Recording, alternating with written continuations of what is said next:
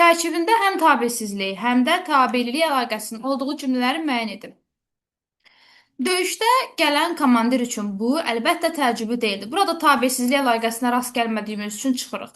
Kamalla mən həyəcanımızı gizlətməyə çalışırdıq. Burada həmcins mübtədalar var, deməli tabesizlik əlaqəsi var və eyni zamanda bir neçə cümlə üzvü iştirak etdiyi üçün həmin cümlə üzvləri arasında da tabelilik əlaqəsi mövcuddur. Uzun illər arzu etdiyi fürsət nəhayət əlinə düşmüşdü. Burada tabesizlik əlaqəsi yoxdur.